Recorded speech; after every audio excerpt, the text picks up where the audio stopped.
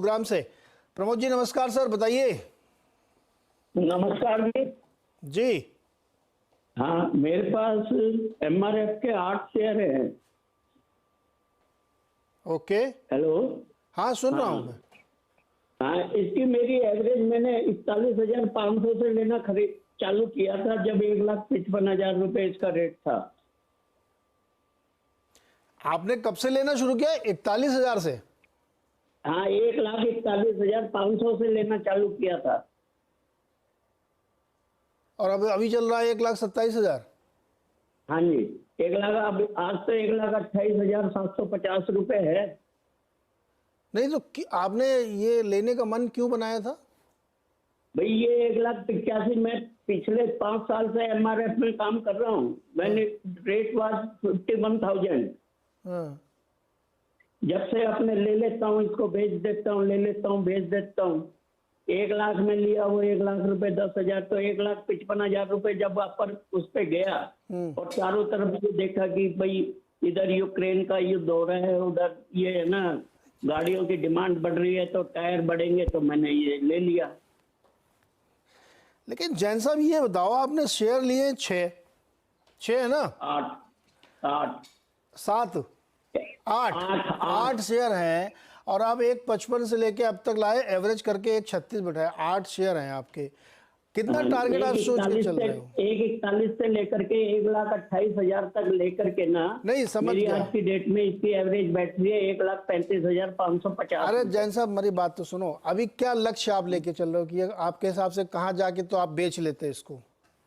मेरा अगर 1,41,000 आ जाता है तो एक बार मैं इससे एग्जिट हो जाना चाहता हूँ। कितने पर एग्जिट होना चाहते हैं?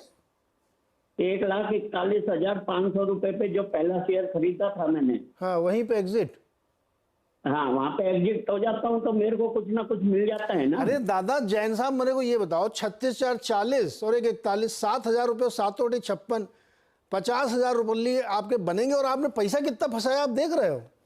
मैंने इसके अंदर अप्रोक्सीमेटली 8 शेयर पे 9,40,000 रुपये फंसा दिया। तो 9 लाख रुपए लगा के आप कितना पैसा कमाओगे? 50,000 रुपया। तो 50,000 रुपए अगर मैं ये कमाता हूँ तब क्या करूँ? अब जब फंसता गया तो फंसता चला गया ना। अब तो अब रुको भाई, मेरे पास वे आउट नहीं था। हाँ नहीं बात तो आपकी सही है। सरवेन जी की मदद लिया। सरवेन जी एमआरएफ देखिए भाई चार्ट पे जी। क्या किया जाए? जैन साहब का स्ट्रेटजी है कि जैसे खरीद लो, अभी 1,36 चल रहा है, अभी 1,28 चल रहा है, 1,36 इनकी खरीद 1,41,42,000 बेच देंगे। जी 9 लाख रुपए फंसा के 50,000 रुपये कमाना सही स्ट्रेटजी है क्या? नहीं, इसमें दो चीजें हैं। एक तो इनसे पूछूंगा कि जब इन्होंने इनिशियली इसको ट्रेड करना शुरू किया था नीचे के लेवल्स पे, कहते हैं कि 10 साल से कर रहा हूं, तब कितने शेयर ट्रेड करते थे? बताइए जैन साहब। मेरे पास 7-8 शेयर होते थे, अपने लिया 5,000 ऊपर हुआ बेच दिया। मेरा का फंडा ये है कि मेरा पैसा सेविंग बैंक में पड़ा है जहां से मुझे 2.5% का इंटरेस्ट मिलता है साल का। और मेरे को अगर इसके अंदर लगा करके 6% का 60% का मिल जाता है तो वहां से 3 गुना मिल जाता है। मेरा 60% भी मोर देन सफिशिएंट है, क्योंकि बैंक एफडी का रेट भी 60% ही चल रहा है। नहीं तो आप अपने सवालों के खुद ही जवाब दे रहे हैं। देखिए, risk free rate of return अगर 7%, 6-7% का ही आपका एम था तो risk free rate of return FD में भी आपका उससे ज्यादा ही बन रहा है, तो आपको तो बाजार में होना नहीं चाहिए। बट ये केस स्टडी आई थिंक आपकी सबके लिए इंपॉर्टेंट है कि कोई भी स्टॉक कुछ भी हो, चाहे वॉरेन बुफे साहब ने लिया हो या किसी एक इंट्राडे प्लेयर ने लिया हो, हर आदमी ने ये सोच के लिया कि एक ना एक दिन जरूर बेचूंगा।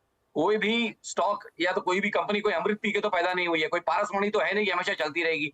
अब आप इतना दूर इसको ले आए ट्रेड करते करते, हमेशा 6-6, 8-8 शेयर, अगर इस भाव से आप अटक गए और वापस खुदा ना खास्ता नीचे के लेवल आ गए 70,000 के, 80,000 के, या मानिए जहां से आपने स्टार्ट किया था इनिशियली 50,000 से ट्रेडिंग, तो आपके तो सारे पैसे यहीं अटक गए ना। आपने कमाया कुछ नहीं, जितना आपने कमाया वो सब अब आपने ऊपर में चढ़ावा दे दिया। तो ये कॉन्स्टेंटली एक ही स्टॉक को चेस करना एक अच्छी स्ट्रेटेजी नहीं है। कहने का मकसद ये है, मैं ये नहीं बोल रहा हूँ कि स्टॉक 50,000 आ जाएगा, बट मैं कह रहा हूँ किसी भी एक ही स्टॉक के पीछे हाथ धो के पड़े अगर आप हैं तो उसको कहीं ना कहीं तो आपको छोड़ना पड़ेगा। कहीं ना कहीं आपको उसको छोड़ना पड़ेगा। जब वो बहुत ओवरबॉट या बहुत कई सालों तक चल लेगा तो आपको कहीं ना कहीं उसको छोड़ना पड़ेगा। आप एक ही चीज के पीछे नहीं पड़ सकते। तो ये स्टॉक ऑलरेडी आप पहले समझ लीजिए कि कहां से कहां आ गया है। ये 700 रुपए का भाव था इसका 2001 में, ठीक है, और आज ये कहां पहुंचा हुआ है। 30 टाइम्स ऑलमोस्ट ये स्टॉक पहुंचा हुआ है। 30 टाइम्स भी मैंने कम बोल दिया, ऑलमोस्ट 70-80 टाइम्स स्टॉक पहुंचा हुआ है। तो अब यहाँ से और कमाई मुझे नहीं लगता लॉन्ग टर्म में होगी आपकी। मेरी तो राय है कि आप जो 1,28,000 में जितना भी आपने माल लिया है, 3-4-5 शेयर जो आपने नीचे में लिए हुए हैं ना, उनको आप बेच दीजिए और बाकी पे आप 1,20,000 का स्टॉप लॉस लगा लीजिए। ये मेरी राय रहेगी। ओके, इतने हैवी टिकट साइज पर ट्रेड करना, वो भी 5% रिटर्न के लिए, थोड़ा सा जैन साहब स्ट्रेटजी रिथिंक करिए अब एक बार आप। मतलब रिस्क रिवार्ड बहुत बढ़िया नहीं दिखा इसमें। 5% रिटर्न के लिए आप इस पर इतना बड़ा रिस्क ले रहे हैं। इनको तो खाली पैसा अपने एफडी में डाल देना चाहिए, क्योंकि इनकी एक्सपेक्टेशन ही 6-7% की है, तो इनको और कुछ करने की जरूरत ही नहीं है। हाँ, आरबीआई वाले सॉवरेन बॉन्ड में डाल दें, वहाँ पे भी नेट ऑफ टैक्स 5-5.5% आराम से मिलेगा, उसमें तो चिंता भी नहीं है। खैर एनीवे, अपनी अपनी स्ट्रेटजी हो सकती है। प्रमोद सर, बहुत बहुत शुक्रिया हमारे साथ जुड़ने के लिए। अगला सवाल है विजय गौड़ का, नोएडा से हमारे साथ जुड़ रहे हैं। विजय जी नमस्कार सर। सर नमस्कार, कैसे हैं आप? एकदम बढ़िया सर, आप बताओ। सर ये Q4 रिजल्ट्स देखते हुए RIL के जो है 29-26 पे एक फर्स्ट डिप पे लिए थे हमने 100 शेयर है, और रिजल्ट तो अच्छा आया था। अनुमान भी थे कि भाई 3400-3300 तक का भाव बढ़ के जाएगा, लेकिन पिट ही रहा है तब से शेयर ये लगातार। 2850 पे आ गया। हाँ सर, वही। और 100 शेयर हैं आपके पास। जी, Q4 रिजल्ट अच्छा आया था, अनुमान भी सारे ब्रोकरेज फर्म्स का ये था कि लगभग 3300-3400 तक जाएगा, लेकिन पिट ही रहा है लगातार। आप इन्वेस्टर हैं कि ट्रेडर हैं? नहीं, मैं इन्वेस्ट कर लेता हूँ सर। ओके, तो अभी तो रिजल्ट आए हुए मैं ख्याल महीना भर भी नहीं हुआ। हाँ, मतलब जिस दिन रिजल्ट आया था उसके बाद जब फर्स्ट डिप दिया था, ब्रोकरेज फर्म जब दे रहे थे, ब्रोकरेज फर्म की सारी रिपोर्ट आ रही थी कि भाई 3400 तक का जाएगा, तो मैंने फर्स्ट डिप पे ले लिया था। मैंने कहा चलो आज गिरा है, थोड़े बहुत डिप पे ले लेते हैं तो कुछ 100-200 पॉइंट दे जाएगा। ओके सरवेन जी, रिलायंस इंडस्ट्रीज 2926 रुपए में खरीदा है गौड़ जी ने, अभी चल रहा है 2850, और है इन्वेस्टर, अभी क्या करना चाहिए इनको? देखिए, मेरे हिसाब से तो थोड़ा इन्वेस्टमेंट और थोड़ा ट्रेडिंग का भी इनका दोनों प्ले लेके चल रहे हैं। अगर ट्रेडिंग नहीं हुई तो इन्वेस्टमेंट में कन्वर्ट कर देंगे, ऐसा ही मान के चल रहा हूं मैं। ऐसा बहुत सारे लोग करते हैं, मतलब कोई अब वही है कि उसमें कौन लोग जल्दी उस चीज को सुधार लें और एक ही कोई टाइम फ्रेम ट्रेड करें। तो मैं इनके फ्लेवर से समझ के चलता हूँ कि भाई 2800 का एक स्टॉप लॉस जरूर यहाँ मेंटेन करके रखें। मेरे हिसाब से 2800 के नीचे 2798 पे एक स्टॉप लॉस बना के रखें, क्योंकि किन्हीं कारणों से अगर वो लेवल्स टूटे तो फिर इसका जैसे पूरा बाजार अब, या काफी सारे स्टॉक जो हम डिस्कस करें जो अपने लंबी अवधि के 200 दिन के एवरेज के आसपास या उनसे नीचे ट्रेड होना शुरू हो गए, और मैं क्वालिटी नेम्स की बात कर रहा हूँ, ब्लू चिप्स की। टाइटन उनमें से एक है जिसने आज तोड़ा है, हमने भी इसको डिस्कस किया।